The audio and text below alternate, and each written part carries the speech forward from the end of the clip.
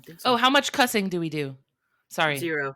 We try to keep it. Okay. We try to keep it down because we try to be all ages. But Okay. Right. Okay. sometimes we go crazy and have an whole episode about Marquis de Sade. So I have a no cussing show, so I'm used to no cussing. So I can just be in no cussing mode.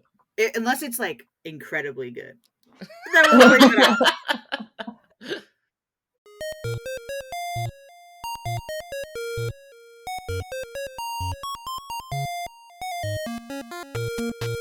Hello, friends and fiends. Welcome to Bugs Need Heroes, a podcast where an artist and an entomologist team up to illustrate the inspiring abilities of insects by creating bug-themed superheroes. I'm Amanda.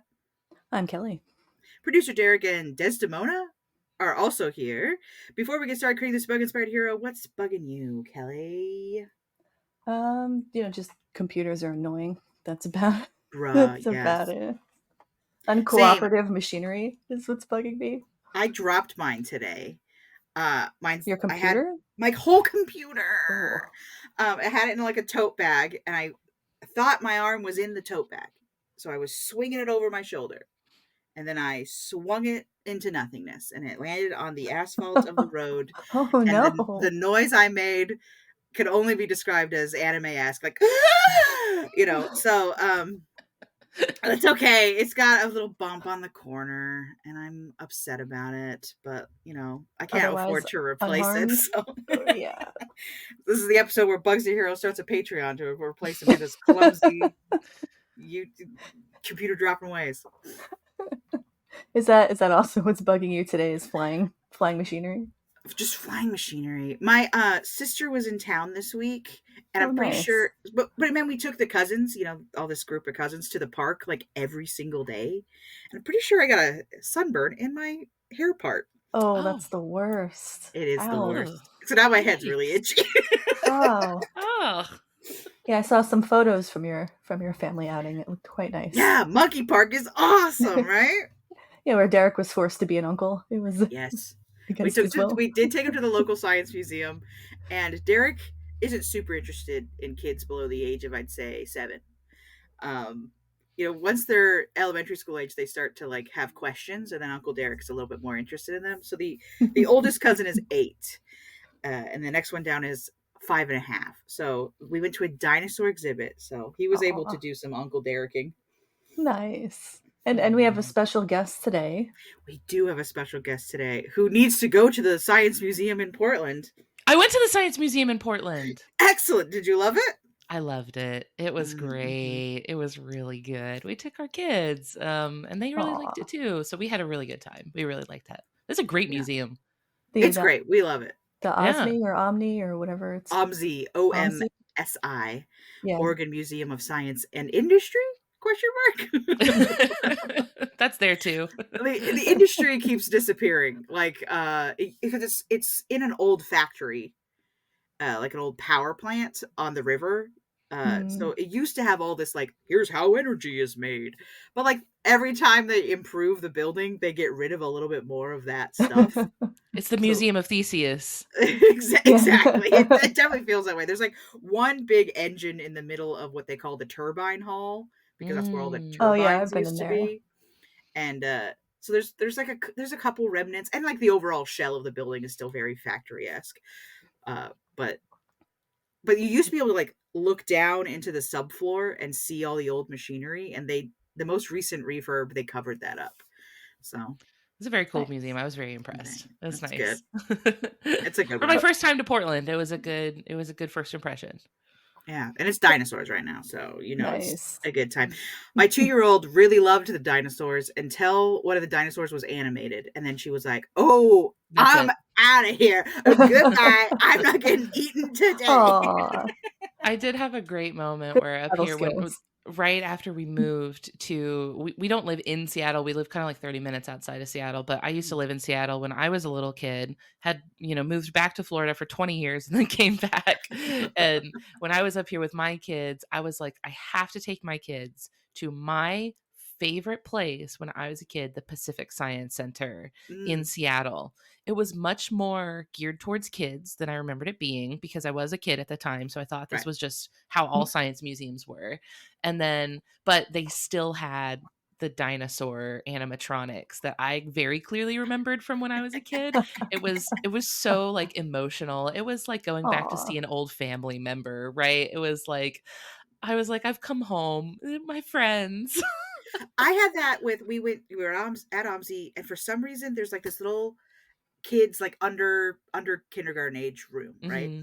And they have like a science lab in there, and they always, when I was a kid, I remember them always having oobleck in there. That like the cornstarch stuff. And for some reason that room was like all set up, watercolors and trains and light ups and a whole table of oobleck, and nobody was in there. And so I was like, cousins, come. And so like they were like, what is this stuff? This is awesome. And I was like, yes 20 years ago, me, now you. That's the fun part of parenting, is like showing your kids the stuff you loved as a kid. That's the fun part for me. I'm going to interject. We didn't actually say hello to Ellen Weatherford. Yeah, we from Just the Zoo of Us. Hi. Ellen Weatherford of Just the Zoo of Us. I forgot. Ellen, yeah. I was just like, hey guys, we just got straight to hanging out, you know. I'm also here hanging out. Yeah. Yes, I'm Ellen. Hi. If you've listened to this podcast for a long time, you may have heard my voice before. Yeah, she was on the Pokemon episode. Welcome back, Ellen. Yes, yeah, thank you. Well, you fit in so easily. It's hard to like get a clearly to introduce. I really do feel like flows. Ellen is the middle of the sliding scale between Kelly and I, of like golden retriever energy to like sophisticated learned cat. I'm a very elegant and very sophisticated and elegant person. You're like the Shiba Inu between me and Kelly. I think Shiba Inu is a pretty good comparison. It's like a cat dog. They say it's a cat personality running on dog hardware. It is. A friend of mine growing up had one, and yeah, they are like cats. It's weird. What peculiar dogs. They're very cute, but they're very cute, so I'm very happy to be compared to them. I was thinking my hair right now looks a little bit like I'm a Cocker Spaniel. Yeah, it's like Lady from Lady and the Tramp. I have very Cocker Spaniel hair right now, which is great. It's not up in ponytails or anything. Hair, this is just how it is. Look, it's not up. This is just the way it looks. I'm jealous. Yeah, my hair is like I'm so very jealous. Pin straight, and my poor 2-year-old daughter also has it. So all these other kids have like cute little curls, you know, and wah. You always want what you don't have, because I can't tell you how many hours I spent straightening my hair like as a teenager. So yeah, my sister has curly envy hair. always works in the opposite direction. I think it really does. I think like there's no like, yes, I have the perfect nose, said no one. You know, everyone's always like, my nose is not right. Yeah, mine's always a nose issue. I think my nose is too large for my face. It's a beautiful face. Do not worry. As someone with the opposite problem of a tiny button nose. Can't relate. Derek doesn't relate. Maybe this is a lady friend problem. We're narrow casting. Oh no. Well, I think so. Today we are going to discuss an animal who I believe is perfect in every way. The pinnacle of evolution. That Ellen has covered on her podcast as well. And this may be controversial in calling them bugs even, but is it bugs? We've asked that question on this podcast before. What really qualifies as bugs? And I would say this is sea bugs. Sea bugs? Sea bugs. So what bugs? So for the listeners, the topic today is the mantis shrimp. It's a wet bug. The darling of the internet. Yes. They had a real moment, like in social media wise. They were like anyone was talking about for a while. It's since been replaced by the axolotl. Yeah, for sure. And the axolotl, Minecraft put a lot of work in for the axolotl. Yeah. I think Minecraft really did the heavy lifting for the axolotl. Yes. So with the mantis shrimp, I think they had their little pop culture moment. There was a sort of 1-2 punch. I think first was an episode of Radiolab. There was an episode of Radiolab called Colors. And the mantis shrimp focused or was featured very heavily in that episode. And it was a very like fun episode of Radiolab where they had like a choir singing music to represent colors, and it was very creative and very fun to listen cool. to. I love Radiolab. Radiolab is this was during like their peak sort of like very experimental, like I think in retrospect they're kind of embarrassed now about like how much they sort of over-engineered the sound in these episodes, but I loved it. I think it's great. So fun to listen to. Yes. The episode where they talk about like how speech becomes music was the basis of my younger brother's marching band performance, was all based on the sometimes behave so strangely, like that little clip. Like that was a whole 7-minute marching band show. Wow. So Radiolab had a really cool episode on colors where they talked about mantis shrimps, and I think that episode, which was already like big, but within like science radio, like NPR listeners. Yeah, it was the NPR podcast before podcasts were huge. Yeah, so it was really, really popular, but like within a pretty niche sort of audience. But then I think what really like launched this into a more mainstream thing was the Oatmeal. Which at the time was just a webcomic, but a very, very popular webcomic. And the Oatmeal did a little like webcomic about mantis shrimps. Kind of like a love letter to mantis shrimps. Oh, it was really lovely. It was a really nice, webcomic about mantis shrimps. And I think that kind of skyrocketed mantis shrimps into like mainstream appeal. I guess that was still pretty much sequestered to like science nerd audiences, but it was kind of like if you were like a little bit of a science nerd, you'd probably heard about mantis shrimps. So I feel like there was that moment, and that would have been around 2015, I want to say. So like 2010, 2012, I think. Yeah. So it's settled down quite a bit, but I think they still get a lot of spotlight. And also there's been new research as to like what's actually going on with mantis shrimps, which I think is cool. I watch a lot of children's shows, particularly kid shows about animals, like that just comes up, and there's always a mantis shrimp episode. Oh, for sure. So you can't go wrong. You're gonna get the kids in. Yeah. This is an easy one to get kids interested in because there's a lot happening. Well, like they're colorful. Their mechanisms are mysterious and yet obvious at the same time. Like it's punching, but also all this other stuff. Like it's really as close to a superpower as I think you could get. I think we're going to end up with quite a few superpowers. For this so group. I actually prepared. I went back, I looked at notes that we've done on mantis shrimps in the past. I also kind of refreshed our notes, like looked to see if anything else had come out about them. Since because our first episode on mantis shrimps was like 5 years ago. So I was like, okay, we're going to need to kind of look to see. And I also, a couple years ago, had an episode that I recorded with a marine like neurophysiologist who studies specifically mantis shrimp brains and like their like visual systems, how they connect to the brain and stuff like that, which was an amazing conversation. Really, really cool. Really glad that was with Alice Chow. So yeah, that was really, really fun. And I really wanted to kind of identified what I think are 3 superpowers of the mantis shrimp. First of all, shrimps is bugs. Like, get off my back about it. I'm a kind of a bug anarchist. We are here too. We are like kind of blank slate, crunchy on the outside, gooey on the inside, and that's let's not. That's a bug. Yeah. We're the opposite. We're chewy on the outside, and then our hard parts are on the inside. Crunchy so if the hard parts are on the outside, I think that's a bug.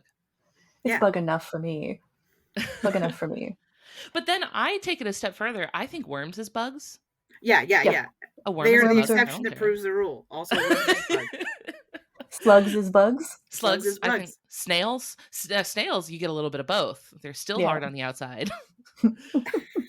When you try to eat them, they swoop right in there, crunchy on the outside, gooey on the inside. Yeah, it's one of those things that's like you can't really define what it is, but you know it when you see it. You're like, I know a bug when I see one. There's a lot of conditions to being a bug, and some of them are contradictory, and that's fine. It's a bug if I say it's a bug. It's a vibe. It's a vibe. It's a vibe. You're like, look at that thing, bug. And this is giving bug. It is giving. Because like octopus, not giving bug. No, despite not at all. Having many of the same characteristics as many of the animals we just listed. Not bug. Not bug. Clearly not. Not even close. But other mollusks can be bugs. But like Nautilus, I could see the argument for like almost bug because it's almost bug adjacent. It's almost a snail. Almost a snail, a snail that has become free. It's rapidly approaching bug. Well, the thing about mantis shrimp though is I know we say shrimps is bugs, but mantis shrimp aren't shrimp. What? And right. Of course, neither are they mantids, but no, they're not shrimp. They're neither mantis nor shrimp. No. Science. And the one that most people usually talk about when they're talking about mantis shrimps, because there's tons of different species of mantis shrimps. There's a whole group of stomatopods. 250 species, and the order is Stomatopoda. So they're actually their own order, which is pretty high when we go up to when we're thinking about taxonomy. Yeah, it would be like, if whenever anyone thought of any primate, they were only thinking of like a chimpanzee. Like, yeah. So, but the one that people usually think about, the really, really colorful one with like the cool like blues and greens and reds and stuff, that's the peacock mantis shrimp. Mm-hmm. Also not a peacock. So peacock mantis shrimp, they're 0 for 3. Truly disguise powers high on this one's list of just sleight of hand. This is why we use binomial nomenclature in science, because it can be confusing. There she is. Look at this beautiful brought peacock. up a picture in the chat. What a specimen. Gorgeous. Isn't Look that at the beautiful colors. Creature?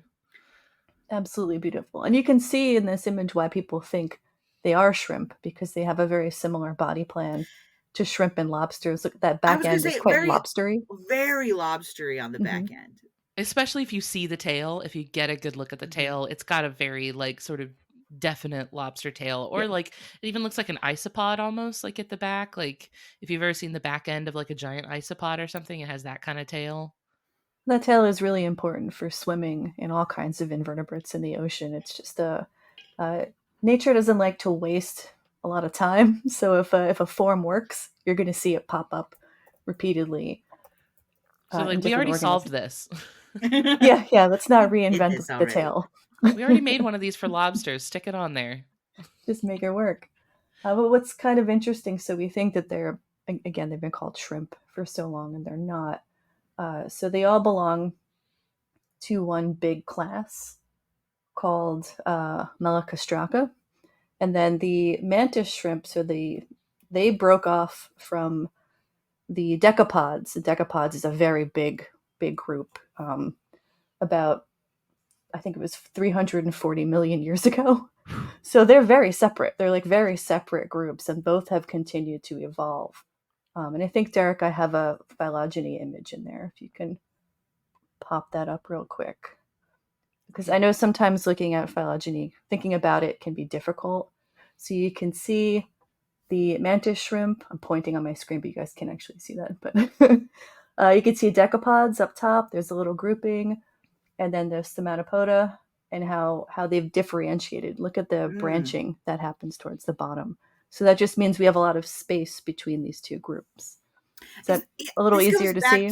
This goes back to that whole idea of like humans are categorizing things, and the rules of how to categorize things are also made up by humans. And so just kind of like whatever happens. And so like as we went through a whole stage where we named everything, and now it's kind of like we have to go back and ungroup things that we grouped via name, because now we've discovered that they're actually quite separate creatures. Oh no, we did a bad job. Yeah. Sometimes, yeah. We organized this wrong. But I mean, these images, they're showing the little artworks are the larval form, and you can see how close they look. Yeah, I don't blame them. But again, nature loves an easy body plan, and if it works, it works, because they're all coming from the same common ancestor. So you're going to see a lot of similarities in the forms. Isn't there like a special word for everything becoming crabs? Carcinization. Carcinization, yeah. Because it's like the superior body plan, so eventually everything just becomes crabs. It just works. Yeah. Hard on the outside, gooey on the inside. Well, the idea is that like the carcinization, like, it became a meme because it's like we're all going to become crabs, but it's like that body plan only really works for crabs. Like it's kind of like specific to like the internal anatomy, like the organs and like how their breathing works and stuff. Like I I recently saw a crab like deshelling on an internet, video that went like viral. A hermit crab? No, like a regular hard shell crab was like leaving his old shell to reharden. Like molting. Yes, molting. That's the word I'm looking for. No, no thank you. No thanks. That's gonna be a no thanks from me. Don't want to see it. Horrifying. It was like there's an episode of SpongeBob where he has to molt, and I thought of that, and I was like, they did not. It's hard to pull your your soft body out of a very stiff carapace. It's a lot of organisms who have to molt don't make it through that process. It's incredibly stressful. Well, I think we talked about how like they think lobsters would live forever if they could molt successfully after a certain size. They like don't break down the way humans do. I don't think they would live forever, but forever. Lobsters haven't reached immortality. You don't know. I used to have pet hermit crabs, and luckily they had the decency to molt under the sand. So they would like go under the sand. Proper little gentlemen. Yeah, that's what I'm saying. Like, get it together. We don't need to be showing the whole world that. It's also hide from predators. What are you doing? You don't want to be on the surface when you're even humans get naked in a dressing room, despite the fact that it does not change our vulnerability to predators at all. Speak for yourself, Amanda. Oh no, Kelly's getting wild at the Goodwill. Just because we mentioned carcinization a minute ago, and I'm not going to waste a good analogy because I came up with a good analogy for carcinization when I was doing a video on it like a long time ago, and because the idea is that like this is a body plan that you see happen a lot in crustaceans because it works for crustaceans and it works for like what they've got going on inside their body, but like it's not something you're going to see non-crustaceans develop because it just doesn't work for what they're trying to do. And the analogy I came up with was like, you think about how if you look back like 20, 30 years ago, every video game controller looked different. You had like the rectangle Nintendo one, you had, joysticks, and like every sort of video game console had like a unique, easily identifiable controller. The shapes were different. Even like up into like the 90s or early 2000s, the controllers you look at one, like it's a Nintendo or it's an Xbox or it's a PlayStation. They had like unique shapes and unique button layouts. They looked very different from each other. But over time, over the decades that they've been out, they've all converged around the same shape.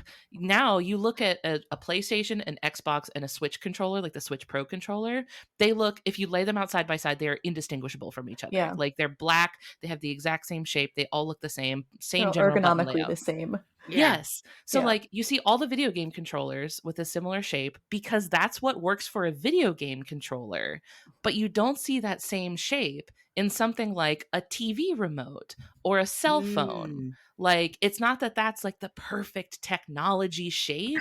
That's just what works well for a video game controller. That same shape's not going to work for like other technology. So yeah, like I have fun with the memes. I like the memes. But also like I feel like carcinization is a little bit more specific than like, well, you know how the internet gets a little wild sometimes. I know, and it's fine. I'm not gonna get mad at anybody about it. I mean, we did an episode a while back about the Sol de Janeiro body butter and the wolf spiders. Yeah, the spider body butter. And that's because the internet went crazy. And actually, it's my favorite body butter. Because of the spiders. I bought it for the episode, really, and tried it, and it's great. But sadly, 0 spiders. No spiders. That's false marketing. Yeah, I'm very upset by it. I was promised spiders. Yeah. I was promised I would awaken in a suit of spiders. A mech suit of... I just watched Spaceman the other night, and that is oh, yeah. quite the comparison. Very good. Derek loves Spaceman. Very good movie, yeah. I had a whole lot of feelings appeared in the chat, gave a thumbs up, and then disappeared. That's how you know it's good when he deigns to show himself briefly. Yeah. It just pops in and pops out. But like the other thing popping up on the internet right now, speaking of spiders in the internet, is those Joro spiders. Like all my feeds are like, the Joro spiders are coming. The Joro. I saw one just this morning that was like, Joro spiders, New York City? ? I'm You're like, come on, calm down, I everyone. like the Let's idea relax. that the Joro spiders are a kaiju that's rapidly approaching. He's like got a trajectory for New York City, and they're like, not again. Spider. No. Climbing up that Empire State Building. It's got we do this every year. I can't believe this. We're still dealing with the spotted lanternflies. We can't handle a Joro spider right now. But hear me out. What if they canceled each other out? Let them cook. Let them cook. I'm saying let them in. They're coming.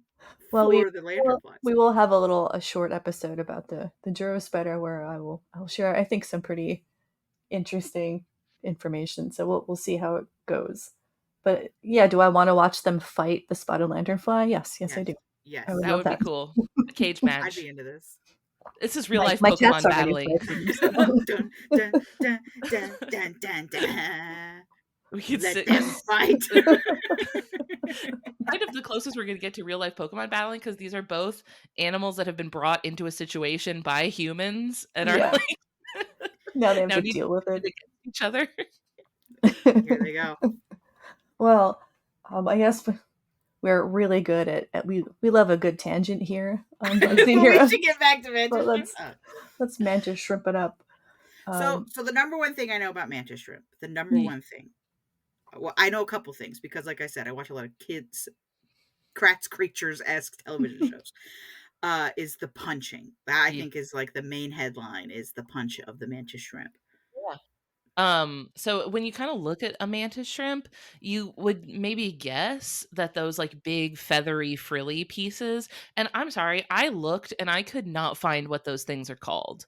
Oh yeah, they're called antennal scales. Antennal scales, thank you. They're used to signal back and forth between mantis shrimp. So mantis shrimp can fluoresce that we're not seeing with our boring eyes, but they can.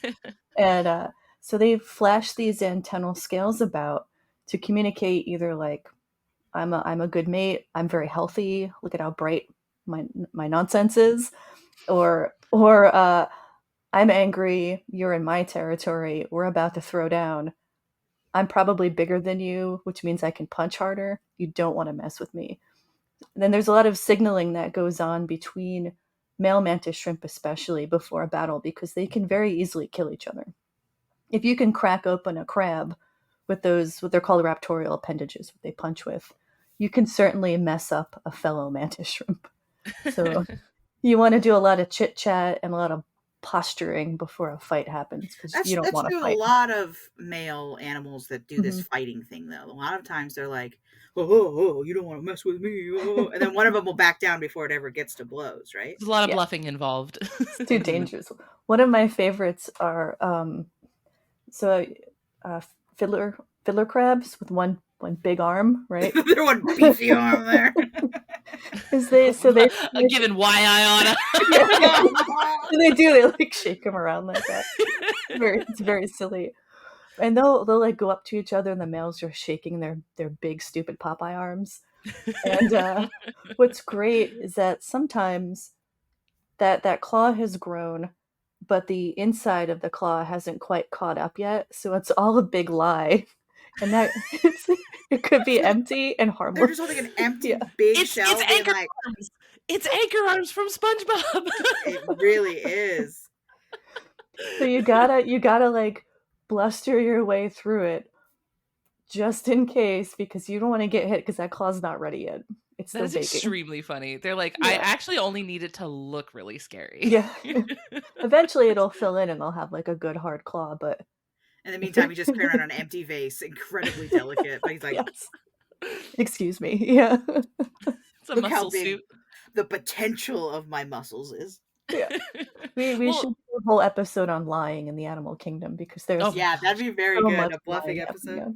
I would have so much fun with that, because I love animals and I love lying. So that would be really fun for me. Channeling some Minthara vibes there, Ellen. I love lying. And I love lying. I wish I hadn't been taking a drink of water for that one. Oh, I'm sorry. Your timing could not have been worse. Well, it's funny because you mentioned that like these crabs will have like big claw with not a lot of muscle inside. And what I think is interesting about the mantis shrimp, because you mentioned they have that raptorial appendage. It's not like you mentioned, the antennal scales. It's not those things. Like I kind of feel like for a long time I thought that's what they were punching with, but underneath those they have these but underneath those they have these little T-Rex arms that they just kind of like pop out from like they hold them real close to their chest. And it's funny that they call them raptorial appendages because it does look like a little raptor, like a raptor dinosaur. Like they hold them close to their chest.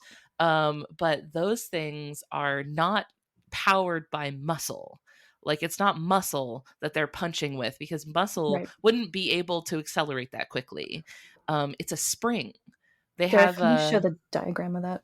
It's a saddle shaped structure in their raptorial appendage. It's one of these. Hold on.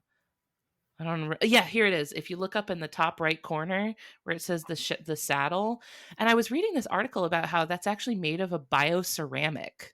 That it's made of like a ceramic like material, which is insane. Like that is crazy. But they're basically able to like store energy like a spring, and then when they're ready to punch, they just release it. So instead of having to like push to like generate the acceleration, they just release it and it just propels it at this like blinding speed. The highest speed I saw recorded for it was 23 meters per second, which is about the speed of a 22 caliber bullet. Right. Yep. It's about over 10,000 G. This guy's walking around fully loaded at all times. He's ready. No safety. No safety. And you can see they come in different shapes as well. So there's generally 3 types, which are the either like the hammer or the club, which is used to crush and smash, right? There's the spear. And then there's what they call an undifferentiated, which is that bottom one. All purpose. But but look at all these. The undifferentiated one has little pinchums on it, which is kind of cool. But look at the variety you can get in arm types. It's just incredible. We love good arms. All deadly. So cool. Yeah. So these will all ruin your day. Look at all these different ways they can ruin your day. Well, one of their common nicknames is a thumb splitter, because if you visceral reaction to that, because I thought of picking one up and it's just like, your thumb, goodbye.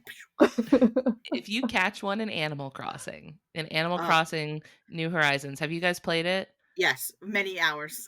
Okay, so you probably know what I'm about to say. But if you catch one in Animal Crossing and you display it, because when you like put it down somewhere outside of your inventory, it'll show up in this cute little like tank. Any fish, like any animal you bring up from the ocean will do this. You display it and it shows up as in a little fish tank.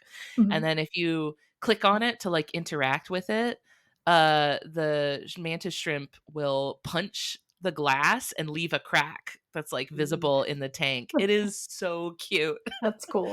And I've heard that's true, that they do that in real life. Yeah, that they don't captivate well. People do not like having, because you can like end up with one in your tank by accident, because they'll like burrow into rocks and like sand and stuff. So you could bring up some like coral or sand for your tank or something. You put it in there and now you've got a mantis shrimp in there, and they will actually eat everything in your tank and then also break the glass. They just come, eat everything, and then bust out of there. Yeah, they're like, I've done what I needed to do. My job here is done. I'm off to find someone else's tank to terrorize. Although they are commonly kept as pets, so I kind of wonder how people deal with having a fairly destructive animal in their tank. It's amazing what people will keep as a pet. You probably have to set out with the intention of keeping a mantis shrimp. Have to get like a special tank with like special glass to not get busted open by one of these. If you know how to keep a mantis shrimp as a pet, please let us know in the Reddit thread how it's done. If you have one, I'd love to see. Yeah, I'd love to see it. For sure. Okay, just because you said it's crazy what people will keep as pets, and I have a specific story. I used to work at a pet store in Florida. And like not one of the fun. Step one, be in Florida. And not one of like the fun parts in Florida. Yeah. So I was working one night, and this group of guys, like 3 guys, young adult guys, that came in and they were like, "Hey, what size tank?" They were looking at the fish tanks. And they were like, "I see you got like 120 gallons, 240 gallons, something like that." They were like, "We got these big tanks." They're like, what's the biggest tank you got? I was like, I don't know, man, like the 120 gallon one. And he was like, how many gallons do you think you would need to keep an alligator? And I was like, none, because that's illegal. And you're not allowed to do that.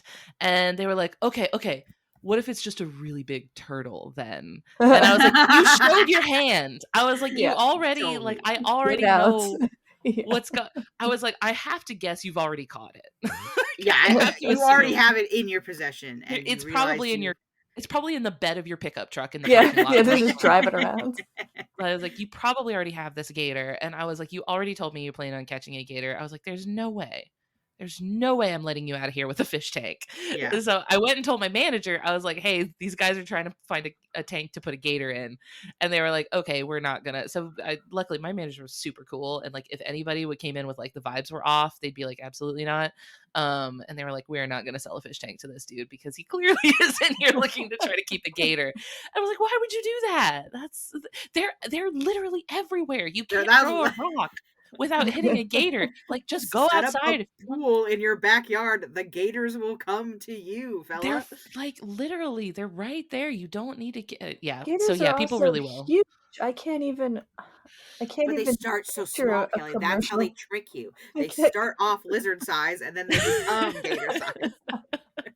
I think they were expecting it to be the sort of like they'll only grow to the size of the tank thing. Like they were expecting that sort of. I was like, that's not how this is going to work, my man. I'm so sorry. Not how this works, my man. He's coming for you. We love our Florida listeners, but what's going on down there, guys? What's going on, guys? It's not good. It's the Australia of the U.S. Oh, don't do the Aussies dirty like that, Amanda. Don't insult Australia. Wildlife. Oh yeah, we really have sequestered some of our most heinous. Steve Irwin is crying. Yeah, crying in heaven. I'm gonna try to reel us back into the mantis shrimp. Yes. Because since we were just talking about the punching, this brings me to what I think is a sub power of the punching. Like it's like a sort of bullet point underneath the punching, but for the purposes of a superhero, I would consider it its own power, which is a heat blast. Like yes, this is the part that that fascinates but also confounds me. The cavitation bubbles. Yes. Like I understand the physics of it because it's been explained to me several times, but also I don't understand the physics of it because like it seems impossible, and yet here we are. Well, think about when you're pushing water, because you have to displace all this water just to get that little mantis fist through there. The incredible amount of pressure you need to exert on the water around you, and as this little limb kind of slices through the water, it creates what we call cavitation bubbles. And then those cavitation bubbles need to then collapse back into that space because nature abhors a vacuum, right? And all of that is just this immense amount of pressure and heat. And you can kind of consider it almost like a shock wave, if that's easier to think about when you're dealing with all that displacement. It's the bubble that then collapses on itself. But it's many bubbles that are all collapsing. Oh, it's many at once. So many. It's like as close to fusion as I can imagine in my brain. It's like a bomb. It feels like that part in Spider-Man 2 where Octavius is like trying to control the sun. And like you just instead of an octopus, he should have been a mantis shrimp. Then he could have controlled it. But it's a pretty intense power. It is like a little bomb going off. Like you punch so hard that it makes a bomb. And I was thinking about it, and this I feel like is obviously a power that is really only going to work in water. Right? Mm-hmm. Like you wouldn't really get the same sort of like fluid dynamics as if this was like out of the water. But since we're coming up with a superhero, and I think we have some free reign for, zhuzhing it up a little bit with some, sci-fi hand waving and techno babble, I think we can say that our mantis shrimp superhero should be able to make little heat blasts with their fists. Yeah, and just like you punch and a little like heat blast thing comes out. Like the fists heat up almost like a fire hands in like Dungeons and Dragons where you can make little flame hands. Or like fire punch. There's a Pokemon move too, like fire punch. There's like all the different elemental punches. So yeah, it would be maybe similar to that. Yeah. But I like the idea of like being able to punch into like almost like a ranged attack, right? Because like even if they're outside of melee range, you could like pew, and maybe like we could really even dramatize it so that it like sends out a whole like heat ray or something. I just watched Godzilla -1. So I'm kind of You're about to get imagining another thumbs up from Derek. Hold on. There we go. There it is. He loves -1. It's a really good movie. That was the first Godzilla movie I've ever watched, like all the way through. What? I've never watched. What an insane place to start. You started at the top, brother. Yeah, there's nowhere to go but down from there. It's the best one. Well, because I've seen like bits and pieces of the other Godzilla movies, but always they were just kind of like on in the background when like other stuff was going on. This is the first one that I heard so many people talking about that I was like, I'm going to sit down and watch this whole movie. In the theater. The next one you should watch is Shin Godzilla. I know you're a big Evangelion fan. Yeah, that one's great. For sure. I do really want to watch that because I've seen like clips of it on TikTok, and the clips I've seen of it are like exactly what I'm into in a monster movie. Yeah, you should do a Godzilla deep dive because it's a really interesting sort of like arc of like this started as a metaphor. It feels like it has a similar trajectory as Jurassic Park, but at a spread over 100 years rather than just crushed into 6 movies, of which one is great and some are okay, and then some are really bad. Wait, but hold on, don't say too much more because this should be our next collab episode. You guys. Oh, okay, yes, you're absolutely right. TM. No. But like it has that similar arc of like it starts here and then it just kind of becomes something else, and now it's kind of becoming fine art again. It's really interesting that arc. Yes, but I like the commitment to camp. Oh, yes. Yeah, always. Yeah. It's a giant lizard. Like, you gotta be okay. I love the commitment to camp because even in like Godzilla -1, which is so serious and heavy, they were like, we do have to keep the very cheesy design elements. Like Godzilla still has to look like a dude in a Godzilla costume.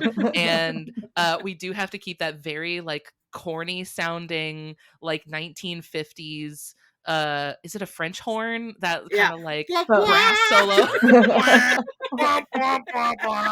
Here he is, Godzilla. So we were watching it and like we're both engrossed in this movie, like, wow, this is a really cool movie. And then that music starts up and we just fall out laughing. We're like, well, it's perfect. It hasn't changed. I used to watch the black and white Godzilla with my dad when I was a kid. He's like a huge fan, and that horn is never differentiated. It's been the same thing. It's fantastic. We love committing to a bit. My husband Cody used to just get like 3 large pizzas, back in his 20s, and just watch Godzilla all day, eat pizza. We went and saw a Godzilla documentary at Rose City Comic-Con once, and it was sold as like this documentary about the history of Godzilla. But the documentary itself, its final cut was just a guy talking about how much he loved Godzilla. Like that was kind of it. And you're like, what was this documentary about? And the messed up part is he actually managed to get like some of the original actors and interview them. He didn't speak Japanese, but he like hired a translator and so like he had all the pieces to make a really interesting the history of Godzilla from an American perspective. And he blew it in the final edit. It just became like, I went to Japan. I love Godzilla. Here I am standing next to a Godzilla statue. So. We love info dumping. This is someone's special interest, very much passion project. Info dump documentary. And I was like, bro. I mean, isn't that what we do in both of our podcasts anyway? We just info dump, but sometimes with experts. It's fine. I think if Godzilla can have a heat blast, we can let our mantis shrimp. We can let mantis shrimp have a heat blast. Have a heat blast. We don't even have to like charge up all of their spines first, No, it's instant because you know why? Because they do all that charging up just like they just sit with the charge all the time in the arm. They're just done. They're ready. They can charge at will. Producer Derek is saying it's like Gambit from X-Men. Oh yeah. This is a knowledge gap for me. I know nothing. I have nothing on X-Men. Literally no information. Banned from the podcast. You have to go. 97 was so good. Anyway, so Oh yeah, my husband was watching that one. It seemed really fun. I was like in the room while it was on, so that's how much I know about X-Men. It really takes a lot these days. It feels like every time I don't know why they keep doing it. They keep like revitalizing IP, and they're like, everyone's all excited about it, and then the thing comes out, and they're like, "You destroyed my precious memories." And X-Men '97 is the first one in a long time I've seen where the fans were like, "You did it. You brought it Nailed back." it. 10 out of 10, no notes. Well, I think I would be remiss while we're talking about mantis shrimp powers and to not talk about their eyesight 100%. and the controversy and the recent discoveries. Yes. Yeah. So I know from as the layperson, the story always went, and even in that oatmeal comic, yes, they talk about how the mantis shrimp has so many more color receptors than us. They must see a whole gambit of colors that we don't see. So their world must be so much more exciting than ours because they're seeing in UV and all these extra colors we can't imagine with our simple simian brains. Meanwhile, the new research shows. So you mentioned simple simian brain. Our brains are incredibly complex and real hardwired for vision and color vision. We have all these neurons. Primates have big brains. Our friends, the mantis shrimp, are sweet little dum-dums. Crush the illusion. They have all those extra color receptors because their tiny little brains cannot process combining colors like we can. So we have 3 color receptors in the human eye, and I think probably all primates. Someone can at me later if you want. And we use these 3, and they all light up when we're looking at different colors, and we can kind of blend these. So that's why we can see green and orange and all that. But the mantis shrimp, its brain can't do that. It does not have the processing power to light up all these neurons at once. So instead, it has special color receptors for all the colors it needs to see individually. Yeah. So this time we thought it was opening up, the Photoshop array where it's like all the colors that you can slide to, but actually it's just been switchboarding between colors this whole time. Yeah. Oh my God, perfect, Amanda. Perfect comparison. It's a little switchboard operator. It's because if like we were looking at 2 objects, like if we were looking at something or if we were looking at something that was purple, right? Our brain would be able to say, okay, the red receptors are seeing some red, the blue receptors are seeing some blue, the green receptors aren't seeing any green. So like we know we've got purple on our hands. But a mantis shrimp, it can just do like the one at a time, right? They'll be like, whichever one you're seeing is the one you're getting. So like if you held up 2 different shades of purple, your eyes can tell this one has more red in it than this one. So we've got 2 different purples on our hands. But with a mantis shrimp, if you held up like lime green and like chartreuse, which might have like a little more yellow in it than the lime green, a mantis shrimp is like, that's the same object. It's the same picture. The same picture. Cannot tell the difference between the 2 colors. And like there was a study where they like tested the reception, like the sensitivity of different color ranges, and there are like peaks where like you can see they're sensitive to specific colors, but they can't tell the difference between the colors. Like if a color is like in between 2 of their peaks, they can't tell like that it's any different. They're like, that's just so like they're not as good. It's not that they have, this like incredible rainbow of colors that we don't have access to, but they can see stuff we can't see. They can see UV and they can see polarized light, which we cannot. Yeah, which is like pretty important for those animals. Yeah, I would argue that is a spectrum we cannot see. So like they do have access to like a picture, like they do have access to colors and light that we have no access to, but our ability to perceive colors would probably blow their minds probably more than theirs would blow ours, because we can see little tiny differences in between very subtle colors. So like that would probably be more shocking to them. Yeah. And Derek mentioned that they can see faster. And that was also something that I saw came up, that it is like this is a more efficient way to process color. So they can see very, very fast changes in color, but that it sacrifices precision for speed. So like they could see something very, very quickly. if you've ever looked at like a mantis shrimp's eyes, it has a sort of like Mona Lisa, almost like the eyes follow you wherever you go, and it looks like the pupil is moving around, but that's because they don't have a pupil. The guest I talked to about them, the guest I talked to about them described it as if you held a bundle of straws and like tilted it around, when the straws are pointing at you, they're gonna appear black because you're seeing through them. So like when you see that like pupil appearance, those are the tubes in their eyes that are pointing at you. But they're pointing in all the directions. Those are just the ones that are pointing at you so you can see them. Interesting. Yeah, that's not where they're looking. They're looking everywhere. Those are just the ones you can see.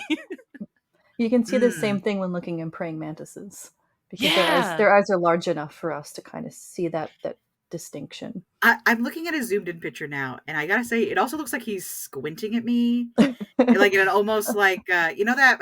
Not sorry to reference SpongeBob too twice in one episode, but like there's this part where he's like, "I smell a smell, a smelly smell," and it's like that expression perfectly on the. Well, mantis shrimp have a tight band of these. They're called ommatidia. There's photoreceptors right in the center of the eye, and it breaks the eye up into 3 different hemispheres, and this concentration kind of allows them to make out shapes and distinctions in the landscape that the other 2 parts above and below that concentration can't do, and it also allows them to have depth perception, which is pretty neat. Most crustaceans do not have depth perception, but these guys have built this sort of incredible eye. And it helps that stalk can rotate 70 degrees. So they can be looking at 2 different things at the same time. Like, similar to a chameleon, but like way better. Like way more movable. They can move the whole stalk rather than just the eyeball. Okay, I'm adding that. I would not give him weird stalk eyes for a superhero. No, I've gone... horrifying. I've gone with the eye stalks as buns on the top of the head. Perfect. Oh, amazing. But now I'm trying to like figure out if I can give this squinty expression, or if I should just do like a Cyclops visor mask sort of situation. I like a visor mask. I agree. Visor mask is cool. I've done the visor mask right now, and I think that's the way I'm gonna leave it, because I don't want to like get into like why does she look like that? I do like that. Like, this is a quicker way to process color, but like at the sacrifice of precision, because I feel like every good balanced superhero needs a weakness, right? Like there's always one thing they can't do, and I feel like that's a good sort of like, they just don't have great color differentiation. Like I feel like that's a good sort of like Geordi LaForge's visor and stuff. Yeah, I think that's what we're going with. I remember in Static Shock there was a character, Rubber Band Man, and he was like the perfect superhero. He was the best at it, but he had dyslexia. And so like every time he showed up, there had to be like some problem he had to solve by reading. And I was like, guys, how much reading do you have to do as a superhero? Like every single time he showed up, it was like, now's your chance, Rubber Band Man. You can do it. Oh no, my one weakness, sans serif fonts. The villains have left behind their evil plans, but it's attached to this clipboard and I can't read it. It was bad. Oh, that sounds ridiculous. That feels so like when like authors are writing what is obviously a very Mary Sue character, and they're like, but she's clumsy. She's late for anime school, so Sailor Moon, anyone? Yeah, exactly. And she's always hungry, but still only weighs 102 pounds. So somehow, not to call out Iron Flame directly, but it would be funny if the mantis shrimp superhero was like trying to save the world or something. They had to like disarm a bomb that was going to blow up the world, and like the two wires they had to choose between cutting were like slightly different shades of green, orange and red. Yeah, exactly. They're like, and they got like in the like comm system, they're like, all right, now cut the scarlet one, not the crimson one. It's Cad Red. Do it now. You're running out of time. Poor mantis shrimp. Yeah, our poor hero. All I can think of is, not to venture into the land of cliche, but when we were picking out wedding colors, and I'd be like, "What do you think? to my husband, who could not give a hoot. Meanwhile, my perfect job would be to name the paint chip samples, because they always have such great names. Good. They're always like, a mantis shrimp thinks of sunsets, and then like there's the color, and you're like, that's it. That's what a mantis shrimp thinks the sunset is.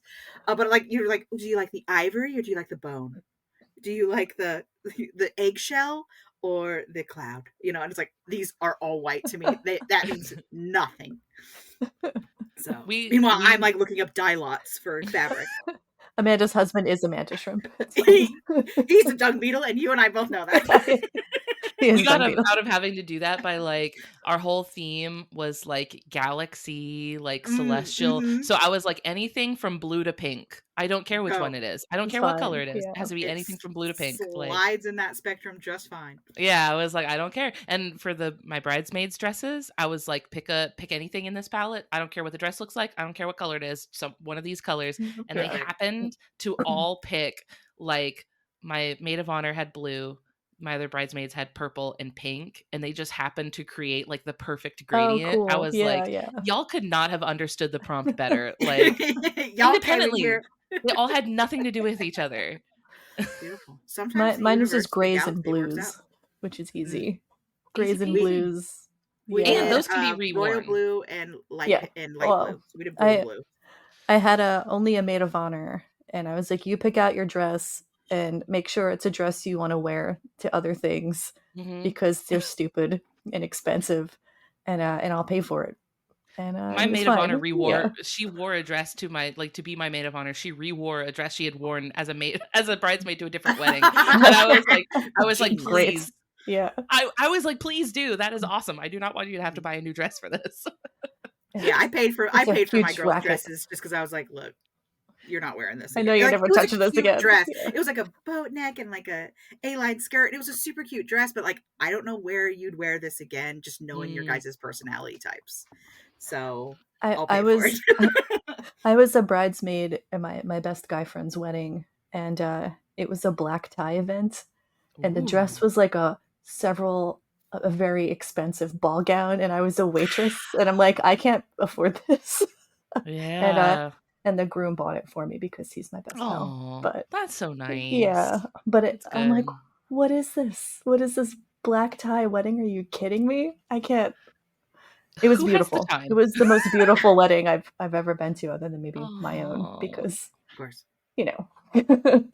At Derek's wedding, we all thought his lady bride was dying, and that's why they were getting married. Because hold on, this is a lore drop. What are you talking about? So we didn't think Derek was going to get married, just because he's not a very traditional guy, you know, whatever. He had his lady bride, and they lived together, and we're happy, and we just figured that was it. And then all of a sudden they were like, we're going to get married.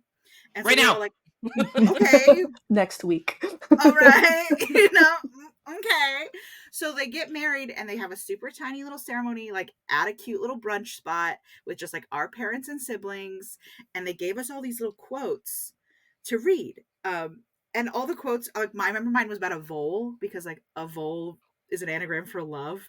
But like every quote was like, till death do us part, sort of things. Like, sort of like, and when you die, like it had a little bit of a goth vibe of like, love is for life, and when life is done, you and I will like redisperse into the universe, having loved one another, our souls it just felt very like very death forward, as, like very focused on the end.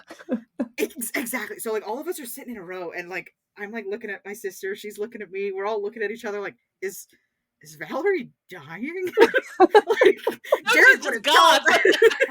No, babes, she's just a gothy girl. But like there was like a good half hour there where we were all convinced that they were getting married for like Valerie's end of life insurance benefits. Like, dark. That's great. That is one of the most Derek stories I've ever heard. So.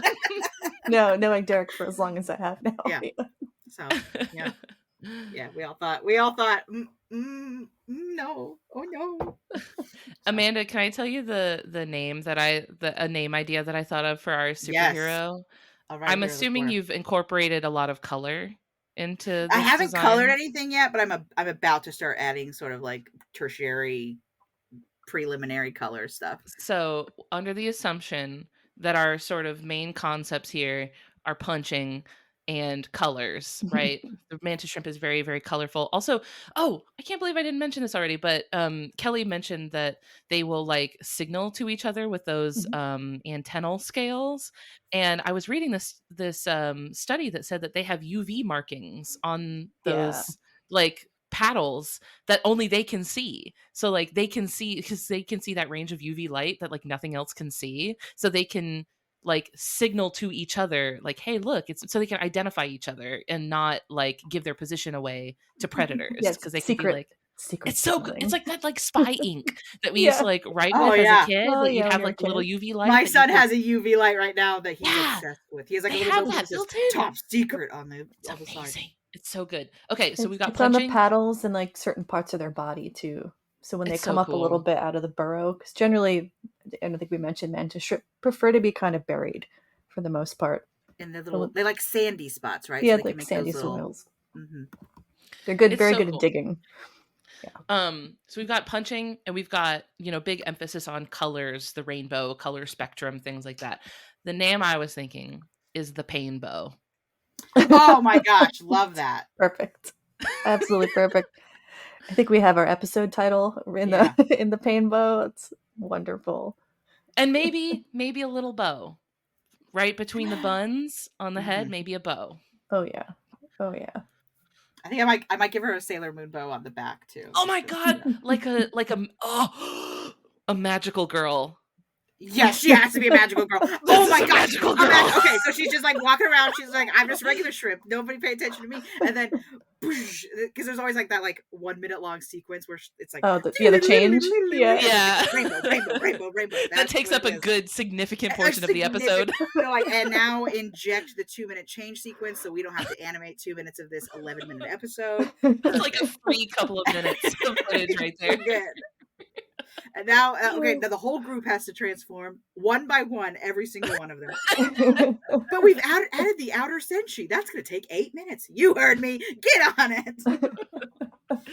I would love to see this magical girl sequence with regular shrimp transforming into the Painbow. Yes.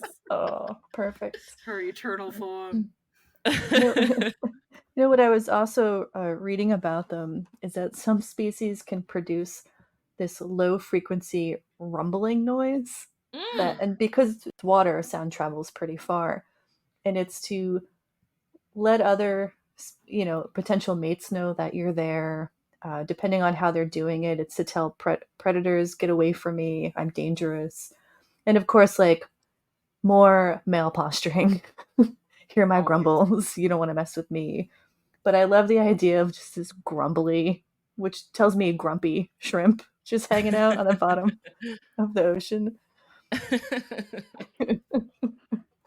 I do like that they have to have some way of like communicating to each other at a slight distance so that they don't just like beat the absolute lights out of each other at any given moment. Oh, I think I put in the Derek, if you can show the GIF that I put in there. So we can. We love a good, and it's not the Spider-Man twerking GIF that I've been seeing. No, he's just ever present. Amanda created that GIF, and it lives rent free in my head. Yes. I feel like maybe you guys like record so often that you've maybe tuned out the Spider-Man twerking and have forgotten what it looks like from a guest's perspective. There's been Spider-Man twerking in the corner this entire time. Yeah. It's kind of there doing his own thing. Yeah, we made it. It was like an hour-long whim I went on that I was like, I gotta punch right in the face. Look at the damage it does to the crab claw. Oh wow, it really like spiderweb, like baseball. It's a shatter. Glass. Yeah, it shatters that, and that's a really thick arm on that crabby. It looks like a stone. Like, I think it's a stone crab. But boom! Wow. Look at him go. Incredible, right? Yeah, you can really tell like the hydraulic of it being like into his. That's imagine that hitting your thumb, Amanda. That's why. It's got to be like at least 6d10 bludgeoning damage. Easily. Critical. Yeah, that looks like it says giant crab in the description, but it looks like it's some type of stone crab, which are particularly dense, have dense carapaces. But I'm imagining it punching my thumb now, and like how it would absolutely split it. Are you ready for another lore drop? When my dad went crabbing, went crabbing when I was like 5.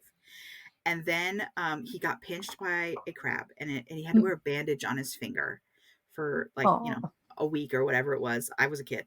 But later that same week, I found a stone in the yard that looked like the pad of my dad's thumb. And I was convinced that the crab had pinched his thumb like off, and that it had fallen off in the yard. And I was like, I love kid logic. Yeah. This is just like the logic you come up with as a kid. You're like thinking about your dad's messed up thumb, and then you find a rock that looks like a. If you, like me, had the type of dad that it would always do this move right here, the taking off your thumb sort of thing, then you were primed to believe that this part of the thumb is just removable at will. So it wouldn't. Truly, they're not doing enough to make that make sense. Like you could really prime a kid for believing that. They're like, oh, when you're an adult, you can take your thumbs off like a lizard takes off their tail. Yeah, it just kind of forms a cleavage point right here. It's just it's fine. But you won't get it until you're older, And yeah. Oh my gosh. Because like the grown body is already so mysterious to a child. And also kids will just believe whatever. Yeah, exactly. They're like, they just trust you, idiots. My dad told me the hazard lights button in his car, the little like triangles, the button with the triangles. He said that was a self-destruct button, and that if I ever pressed it, the whole car would explode. And I was like, are you joking? And he was like, why would you press it and find out? And I was like, I won't. And so I never did. And I didn't find out that he was lying until I was like a teenager and driving my own car, and I saw that button there, and I was like, okay, but what does it really do? I was like, I really thought about it. I was like, I don't think they would put that button there.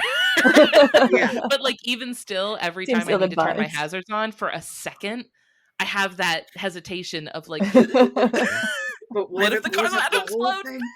It's like how every kid believes that turning on the like in-cab light will get you pulled over by the cops, and your parents. It's illegal. Directly to jail. How dare you have this light we installed in the car when you bought it?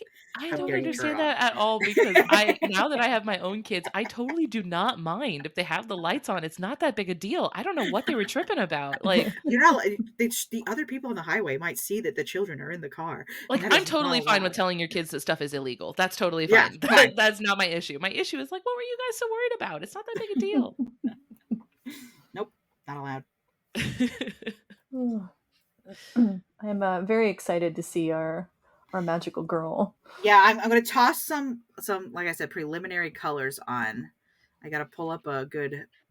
It's a gaudy palette, you guys. It's purple, blue, green, and poppy red. Jewel tones. It's jewel tones. Yeah, it's all jewel tones, and they do come in a variety of colors. Some of them, like the zebra mantis shrimp, which is the biggest one, is really just that black and white zebra pattern. They're about almost 16 inches long. They can be pretty big boys and gals. Yeah. I've seen videos of people like reaching. You shouldn't do this, but I've seen videos of people reaching into mantis shrimp burrows and like pulling them out. Oh, horrible and idea. These things can be forearm size. Like, these things are huge. So they're like lobster size, basically. Like super small lobster supermarket store. Yeah. Yeah. These things are huge. Yeah, they're no joke. You would absolutely know one if you saw one. There's some of them that are kind of boring looking too. There's like some of them that are just like camouflage, so they're like gray and we're not here for kind of brownish. Boring. I don't know her. Yeah, they prefer because the like tones. clearly, like, we've seen what you can do with the peacock mantis shrimp. We know you can do better. Like, we know where the bar is, and you're not meeting it. So the zebra one is pretty cool, though. The stripingness is cool on the zebra. That one is cool. I do like that one. That is a viable alternative. But there's just no beating the peacock. Yeah. I will say that some, like... Although there's a bright blue one that's very cool. Ooh. I don't remember what species that was, but it's all blue. I will say that there are some interesting like similarities with like praying mantises or like mantis like insects. I think like aesthetically at least, because they have like the folded up little arms. And the eyes, like I think they have some interesting, even though like with mantises they're not punching stuff, like they're like grabbing stuff and pulling it in. Yeah, so it's a different mechanic, but it is like visually similar at least. That's why I think it's why they call them mantis shrimp. It's that prayer posture. It's very like puppy dog like begging sort of posture. Then it rips your thumb in half. we were at OMSI, and some kid kept calling the big thick stick bug a praying mantis, and it took all of my power not to be like, actually, like I get where you're coming from, but the sign's like, right there. Like, learn to read. Learn to read, please, child. Kid's like 3. Literacy is key. How old are kids when they start to read? Speaking as a my 5-year-old can read basic words like red or box or mom, dad, that sort of stuff. So around 4 to 5. Yeah, is when you learn like the basics. I would say you're not really a fluent reader till like 3rd grade. So. Yeah, because my cat's like 15 and he can't read anything. Yeah, so. What an idiot. Real disappointment. Poor Finn's got no chance with his missing eye. His depth perception's all wrong. Well, Finn he's got dyslexia. His fatal weakness. Well, Finn's younger. Finn's like 4, but Darce is like 14, and he's got no excuse. He should be able to read by now. Come on. He's not paying the bills either. Man. What a freeloader. Oh, cats are the most freeloady of all pets. We had a crane fly in our house the other day, and I was like, Aki, that's my cat. I was like, this is your chance. It's your time to shine. You can pull your weight. You can start actually putting some work in. Nothing. He just watched it very intently and acted like he was about to pounce on it. And then he probably felt bad for it, because crane flies are clearly the dumbest insect to ever. Oh my god! Just bopping around your house. Yeah. Stupid idiot. Very dumb. They just fly into everything. Them and cicadas are in a race to see who is the dumbest bug, I think. But I feel like if you had a cicada in your house, that would quickly become very obvious. Oh yeah, we get crane flies in our house all the time, and we just don't notice them because they're just like zooping around up there. Yeah, because they stay kind of high. A cicada is going to be on the floor, probably buzzing, freaking out. My favorite thing in the world is those videos of dogs that have picked up cicadas in their mouths, and they're just like standing there like they don't know what to do. They're like, I picked it up and it's screaming. I don't know why. It's like actively like buzzing around in their mouth. Yeah. Like, yeah. And then you're like, hey, give it to me. And they're like, what? Just drop it. And they're like, I don't know how to. What do now? What do? Help. Any listeners, if this happens to be your first episode, we do have a whole cicada episode in the back catalog you can check out with friend of the podcast Roger, who did the art and the a cool little graphic novel. Ellen also has a cicada episode. Do you? I do. Nice. I have two cicada episodes. Yes. Yeah, check out one from just a very long time ago specifically on the periodical cicadas from the Brood 10 emergence. And then earlier this year, I had a guest on who did a whole sort of a deeper dive into like cicadas sort of in general, where we talked about like why they emerge in prime number like intervals, intervals of prime numbers, which was really interesting, and like the sort of natural history of cicadas, and it was really, really cool. So we got a chance to really get into cicadas, which was very fun. I'm from the South. I am from a place where the cicadas do scream. I kind of miss them now. Like we're getting into the summertime and it feels weird for it to be summer and not hear cicadas. That is kind of strange. I was going to ask, how are you enjoying your first PNW summer? So we moved here in the summer last year. So we got the tail end of the summer last year, and it is perfect. I'm constantly flexing on my family back home. Be like, oh look, it's 70 degrees and it's not thunderstorming, so it's really nice. This was a wet spring though to sort of muscle through. This was kind of a gloomy spring. I hate to tell you this, It was not a very wet spring. I guess it was like it was wetter than it was last year when we visited. So, but it was nice. I really didn't mind it. Oh, this is my first summer with cottonwood fluff everywhere. Everywhere. Yes. I didn't know I literally did not know that was a thing. Had never heard of it before. That was a fun surprise. Just floating around out there. Yeah, there's just fluff everywhere. I was like, this is so whimsical. Because you get the cherry blossoms, right? Where like there's cherry blossom petals all over the ground and all in the air and everything. So you get this wave of cherry blossoms, and then you get a wave of cottonwood. So like I feel like you get these sort of like waves of whimsical things flying around in the air. Oh my gosh, guys, this might be too bright. It's done now. You're too late now. You got to commit. I've committed to the bit at this point. Oh my gosh. We love a bit commitment, so it's fine. This is a Prismacolor hero. My gosh. Excellent. That's exactly what I wanted. I can't wait to see this. It's a little bit like if the Ninja Turtles threw up. Okay, we're gonna get there.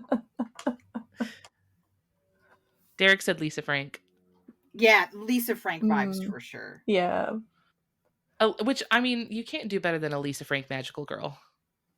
Honestly, top tier 90s. Pink hair. I think pink hair. Well, let's pull up that photo of the peacock mantis shrimp. What's the top of that head look like? Oh yeah, it's kind of got the purpley eyes. Maybe do purple hair. I like purple. Oh yeah, if the buns are representing the eyes, then I think purple's a good one for the eyes. I agree. Let's go purple hair. Oh my gosh, you guys, this is a lot. Okay. I guess the peacock is a little more blue, but I like purple. I think purple's gonna work. Purple's good. Yeah. I always say this. So in the original, I'm sorry, I'm too far for the mic. I'll come back over. I can hear you surprisingly well. Well, I'm a very loud beezy, as they say. So in the manga for Sailor Moon, originally her hair changed color too. To like sometimes white, sometimes like a light pink. And then they didn't do that for the anime because it was like creating a whole other character sheet and they were like unwilling to. But for me, it makes way more sense. She also originally wears a mask. It makes way more sense if like her hairstyle is so distinct. If I saw anyone just walking around with that yellow hair in two buns with the long, I'd be like, are you Sailor Moon? Excuse me. That was definitely, I think the first time I saw like hair buns like that as a kid. I think they're Udango, something. Yeah, they have like a special name. Definitely not like a hairstyle I was familiar with. Right.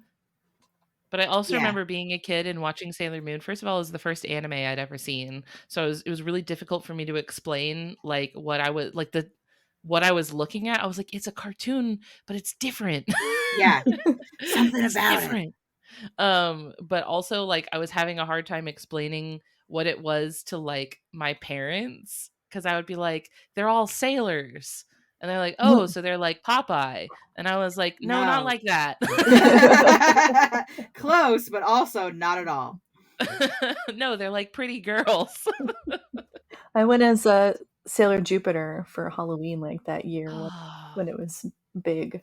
It's like a mistranslation of the word cosmonaut, which so like it has roots in the idea of like sailors and this, yeah, exactly. Because like cosmonaut is also just kind of she should be like Astro Moon instead, right? Yeah, exactly. But like the relationship between Japanese and English is already like complicated, so like sure, go for it. They made the lesbians cousins. The lesbians cousins. So they just released the redub. They redubbed all the voices, which in some ways is better, but in other ways is worse because Serena doesn't have that like noise anymore she used to do in the 90s. Now she's like a girl the whole time. But yeah, it's a barrier of watching the show. It is like legitimately makes it like I tried to like rewatch it not too long ago, and I was like, "There's no way I'm getting through this." On YouTube, they have like the original 90s like at like the best moments, like smash cuts, and sometimes the voice acting choices, because you gotta remember that anime wasn't a big deal yet. Like only a few had gotten good translations, like Cowboy Bebop and Trigun. Everything else was just Pokemon, and they're eating jelly donuts, which are very clearly rice balls. You know, so they just kind of had free reign to do what they wanted, and like sometimes it means like, oh, moon power makeup, and you're like, what is happening with the voice acting? So that's why they redid it recently, and now season 5, where the cross-dressing, possibly magically gendered characters have finally made it. They're available in the US. I remember when I first got into Sailor Moon, I was in that period of my life where I was like a very aggressive tomboy and like same. Like, you know, also like a little bit of a contrarian. So I was like, I don't like girly things. I don't like pink. I don't like dresses, with the one exception of Sailor Moon. I was like, I will let Sailor Moon slide. That is one I will actually. Are you me? Alone, I will embrace. Yeah. Are you me, Ellen? Because that Sailor is exactly. Moon is good. Yeah. I was like, I will allow Sailor Moon. That was my sort of caveat. I was like, I have carved out a little exception for Sailor Moon. You can stay. You're on thin ice, but for now.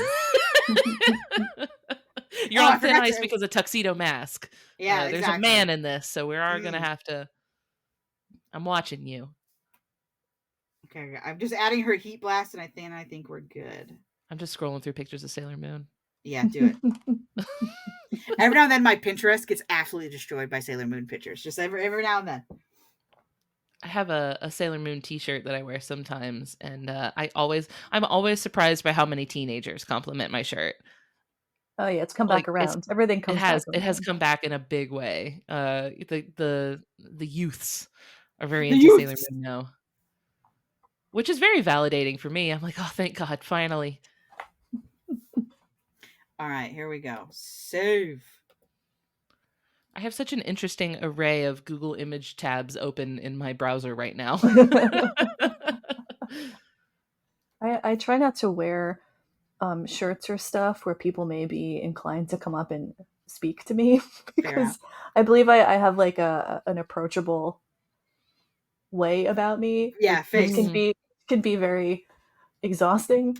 And the other day I had a baseball cap on. It said the Mothman fan club, and a dude came up to me and was like, "Oh, that's a great hat. I think Mothman is great." And I'm like, "Oh, what have I done?" Yeah. I'm like, "Yeah, Mothman's pretty cool." That's all I want to say about that. End of conversation.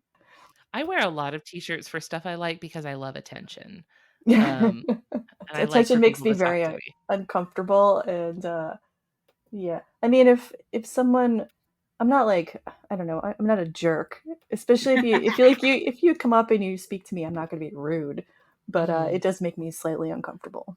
I feel like podcasting is perfect for that, because like you can still, it's like low stakes in the recording of it, but like you can still sort of like it's a one-way conversation. I'm telling you, you ain't telling me nothing. Although I've gotten some very nice compliments on the internet about the podcast. People are like, "Oh, I love your podcast. It's fun," or whatever. Every time someone's okay, like, that's nice. I like that. Amanda was so funny. I'm like, whomst? Please do not perceive me. Amanda, the darling of the show. My husband is the one. Oh, look at her!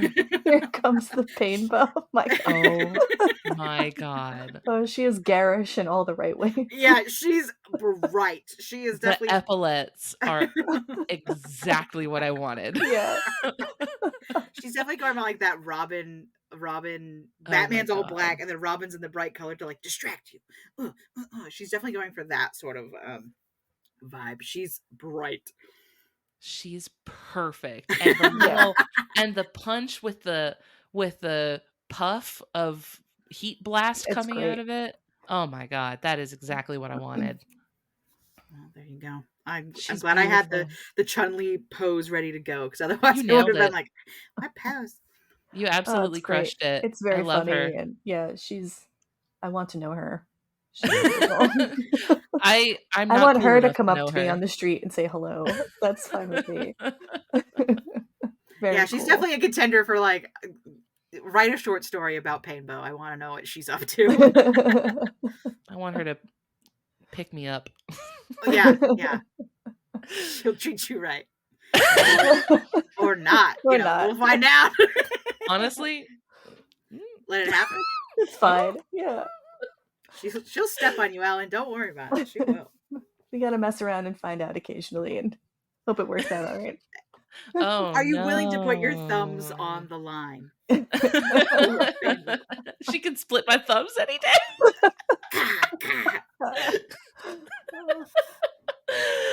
Oh, I love her. She's perfect. You absolutely nailed it 100%.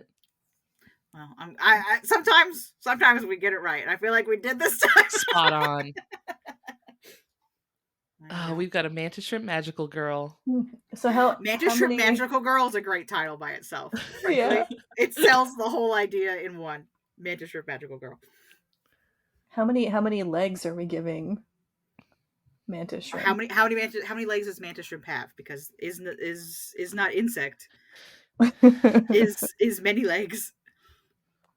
I don't know how many of these count as legs and how many are just what are we counting as limbs? Technically, like the whole mermaid tail could be its own limb, frankly. You could have each like little pleat of the skirt be like a little, I don't know. So they technically have 8 pairs of legs. It's a lot of legs. That's a lot of legs. So they have 16 total? Total, yeah. That's right. Well, it doesn't matter. Whatever it is, 16 out of 16, 10 out of 10. I'm going full bore anyway. Cool. Yeah, I'm comfortable with 16 out of 16. She's pretty... There's a whole lot going on. I just think about, like, what's going to try and eat a mantis shrimp, knowing that it's going to get plenty blasted of things eat them. You just gotta, like... That carapace from behind. Yeah, exactly. You sneak up. That sort of the hardness of their carapace really only extends to the tail part. So I think if you can grab the upper body from behind. So like a snake, you got to grab it like right behind the head.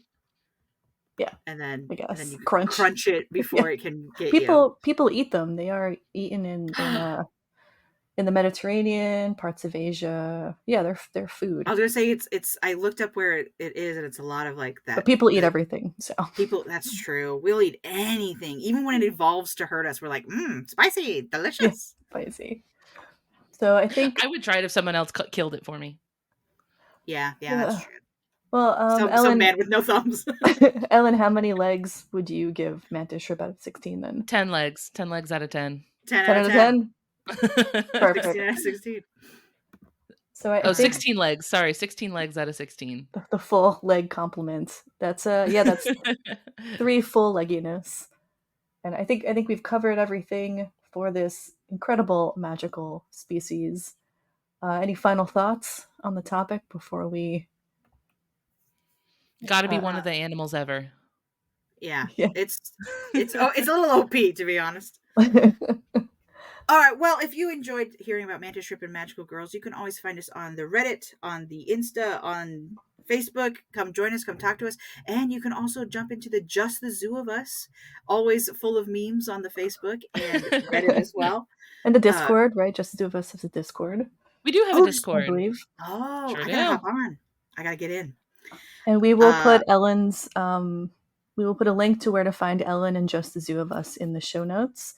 And maybe those 2 cicada episodes we mentioned can pop in the notes too. Yeah. Whatever else we've mentioned. I also wanted to mention that I have 2 Mantis Shrimp episodes. One of them was episode 19, but that was back in 2019, so it wasn't the most up to date. It was kind of older news at that point. The more up to date one is episode 101. That was Mantis Shrimp on July of 2021. So it was a little bit more up to date. Awesome. So episode 101 would be a great place to go for that. We'll link that episode in the show notes too then, so the folks can find it. Awesome. Thank you. Thank you for coming again. We always a good time. It is. I love hanging out with y'all. Thank you for having me. We'll get you on again before too long, I'm sure. Well, y'all about to come talk to me about Godzilla, so don't. Yeah. Yeah, let us know. We'll plan a date and we'll come over to your show next. I would love that. It'll be fun. Thanks, y'all. All right. Love you. Bye. Bye. Bugs Need Heroes was created by Derek Conrad and Kelly Zimmerman. Hosted by Amanda Niday and Kelly Zimmerman. Bugs Need Heroes is produced and edited by Derek Conrad, with some assistance from Chelsey Bawden and a few cats. Character art is by Amanda Niday. Our music is Ladybug Castle by Rolemusic. Got a bug question? Email us at bugsneedheroes@gmail.com. Check us out at bugsneedheroes.com, and most of the socials are under Bugs Need Heroes. Thank you to the Entomological Society of America for the Chrysalis Fund grant.